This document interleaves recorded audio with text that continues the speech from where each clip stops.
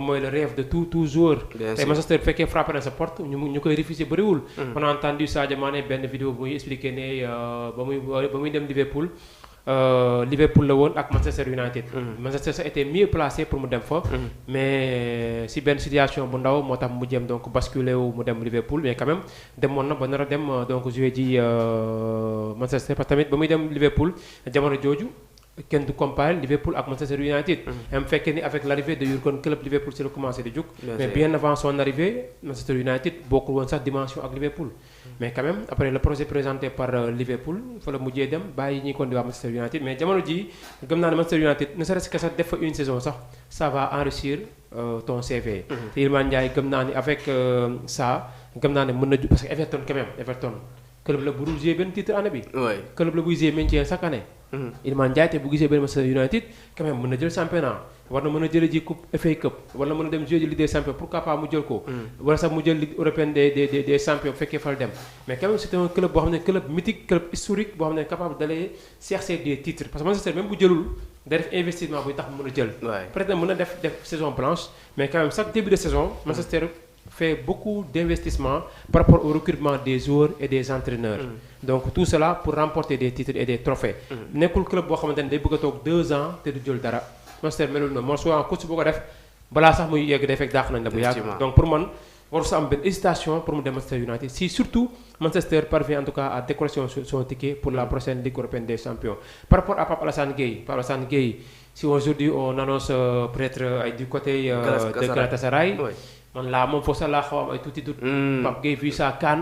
Pape Gueye vu son trajectoire depuis que mu quitté Marseille dem Villarreal. am pour man xaaruñu ko Galatasaray nekkul son club. c'est pas la bonne destination. non c'est pas la bonne destination pour man il peut encore patienter le temps muy gis club bu gën Galatasaray. mu dem foofu quand même bu fekkee championnat turc pour le moment ñu ngi ci ay 19e journée Galatasaray certes mooy leader avec 3 points d'avance sur le Fenerbahçe. Galatasaray certes qui a 26 participations sur Ligue européenne des champions remporté en 2000 la Ligue Europa devant Arsenal.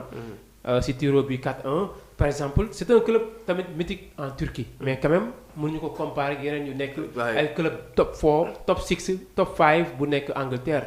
tey pour man Pape Gueye amoon rêve d'aller disputer le championnat anglais. mën na gën a xaaraat peut-être mu am ko parce que on annonce par exemple des clubs comme Aston Villa yooyu aussi tam ci la bokk mais tey pourquoi pas mu xaar Aston Villa man pour man moo gën fukki junni yoon ay club Galatasaray beneen mooy club anglais lu ñu mën a fay souvent les clubs turcs du ko fay gis nañ également les problèmes de salaire yuy am Turquie souvent des litiges entre joueurs et club ñaata dossier moo fi nekk FIFA par rapport ak des joueurs qui yoo xam ne dañoo porter plainte seen club yu ñu nekkoon en Turquie souvent peut-être nag Galatasaray ak Fenerbahçe sax c'est des grands clubs ñoom souvent dañuy écarter problème yooyu noonu mais ba léegi dara garantirulul assise sécuritaire ak financière am bu demee Turquie pour man daal lu ma koy gën a conseil mooy na patienter encore une fois xaar un autre club boo xamante ni qui joue régulièrement la Ligue européenne des champions mais également qui sur le si parcours entre Galatasaray ak club boobu noonu day xam ne carrément bii moo ko gënal te surtout également on se rappelle de son transfert avorté du côté de Watford.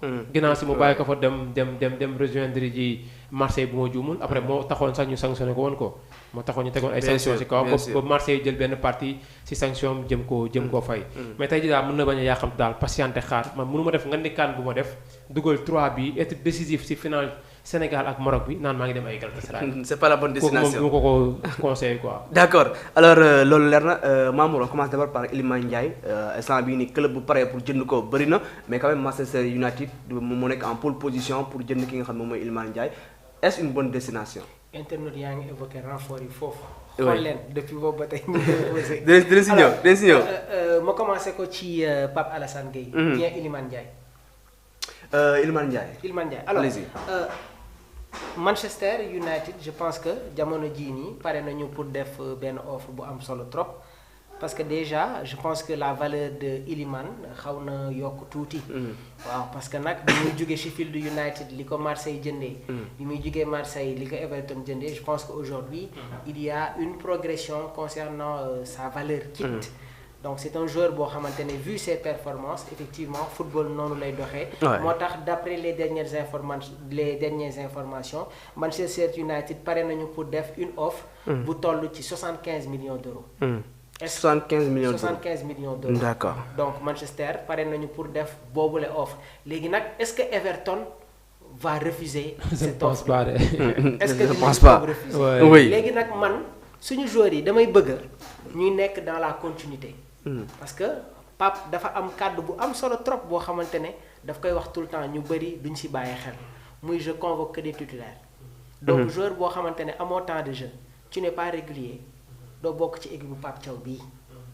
Parce que c'est un entraîneur boo xamante ne il n'hésite pas à tourner son effectif.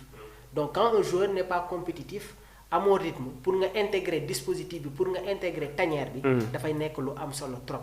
Transfert nag mënul ñàkk ci carrière joueur waaye na nekk transfert boo xamante ne tey jii di nga ci gis sa bopp waaye tamit dina la permettre à étoffer li nga xamante ne moom mooy déjà say statistiques waaye tamit ton palmarès. Parce que joueur bu mag li tax ñu koy wax palmarès moo tax léegi nag Iliman dafa am foo xamante ne foofu la jógee am fu mu yegg nii. parce que mi ngi commencé en Champions League D2 fa la jógee dem Olympique de Marseille mu nekkoon club de cœuram et man j'étais pas d'accord sax sur le choix de Iliman Ndiaye bi muy jógee Sheffield di dem Marseille vu les tensions ak le système de recrutement bi nga xamante ne ñi ngi ko doon noté sur la direction phocéenne bi mu jógee foofu nag il a compris qu'il faut que mu dem ci club boo xamante ne xaw na méngoo tuuti ak Champions League bu mu nekkoon en D2.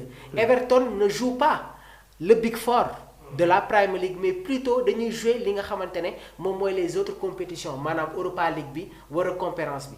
Il a fait un choix très fort parce que Iliman est devenu un élément très important dans le dispositif de David Moyes.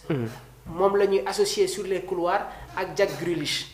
Iliman boo xamante ne tàmmoon nañ ko di ko gis muy football comme excentré gauche avec l'arrivée de Jack Grealish Iliman se retrouve comme excentré droite.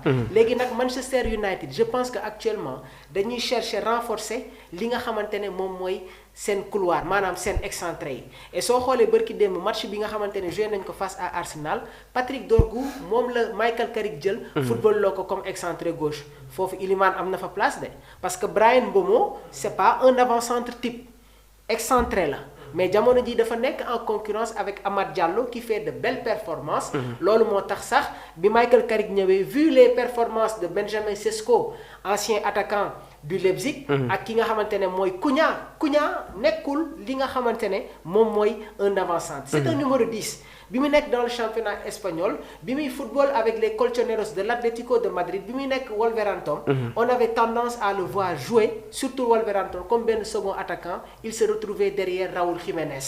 donc cela veut dire que aujourd'hui Manchester dañu nekk ci benn fondation ci benn refondation bi nga xamante ne bëgg nañu club bi jugaat. donc je vois bel et bien un Iliman Ndiaye boo xamante ne jàpp naa ne que su ñëwee dans cette formation mancunienne il va s'imposer et sera un joueur très important dans le dispositif de Michael Carrick parce que sooy xool il y a le départ de Casemiro day dem même Bruno Fernandes mercato bi ñu génn nii la waroon dem parce que am na ay clubs saoudiens yi nga xamante ne ils avaient fait des offres astronomiques pour recruter le milieu offensif de Manchester international portugais. Donc avec ces départs-là Manchester cherchera à avoir des joueurs jeunes pour étoffer li nga xamante ne moom mooy seen effectif. beneen joueur bi nga xamante ne tamit ñi ngi ko doon topp concernant les transferts muy Pape Alassane. waaw mais j'ai de regarder li nga xam ne nii moom mooy la réaction des internautes mais quand même ils ne sont pas contents le fait que Pape Gueye war a rejoindre Galatasaray. Pape lu muy wut Galatasaray. Pape Gueye lan lay def Galatasaray. lan la fay def. ah waaw lu muy def Galatasaray. non parce que tamit il y a des clubs yi nga xamante ne affiché woon nañu. wax nañ fi Barça. wax nañ fi Atlético. wax nañ fi Manchester. wax nañ fi Chelsea. Aston Villa. Newcastle ak City. donc cela veut dire instant bii nii am na ay club anglais yu bëri yoo xamante ne ñi ngi xëccoo Pape Alassane Gueye même Manchester bii nii. xam nga non parce que sànq évoqué naa la ne la il y a le départ de Casemiro et aussi le départ Bruno Fernandes sûrement day dem. et vu son talent ak sa marge de progression bi nga xamante ne ci la nekk nii mais bul jël risque di dem ci ay championnat yoo xamante ne leur quota de communication seen suivi bëriwul noonu parce que aujourd'hui du ñëpp ñooy seetaan li nga xamante ne mooy le championnat turc. léegi nag beneen mbir bi am na Galatasaray dañu nekk ci benn dynamique de progression concernant seen ay recrutement parce que am na lu bëri loo xamante ne changé nañ ko et nekk na club boo xamante ne dafay jouer chaque année la Ligue des Champions et le titre fi nga xamante ne moom mooy championnat turc bi te ils se sont énormément renforcés bokkul woon ak Galatasaray bi nga xamante ne dañuy dem jëndi ay stars yoo xamante ne toll nañu ci seen 35e année wala 36e comme il l'avait fait avec ñoom Drogba et d'autres joueurs j'en cite mais jamono ji ñoom itamit si seen système de recrutement dañuy dem jëndi ay jeunes joueurs Salay bi nekkoon Fribourg mi ngi Galatasaray gis nga Singo ancien joueur de Monaco international ivoirien mi ngi Galatasaray Sanchez international colombien mi ngi ci équipe boobu le capitaine turc Abdelkarim mi ngi foofu Ismail Jacobs mi ngi Galatasaray Ilkay Gundogan bi mu jógee City mi ngi Galatasaray Lucas Torreira ancien milieu de terrain des Gunners passé par le championnat italien international uruguayen mi ngi ci boobu la équipe ak Gabriel Sara bu ñu fàtte tamit l'excentré turc Baris Yilmaz ñoom Leroy Sané Victor Osimhen Mauro Icardi donc nekk na équipe boo xamante ne ils ont de très bons joueurs léegi nag qu'est-ce qu'ils vont proposer à Pape Alassane Gueye offre bi bëri na de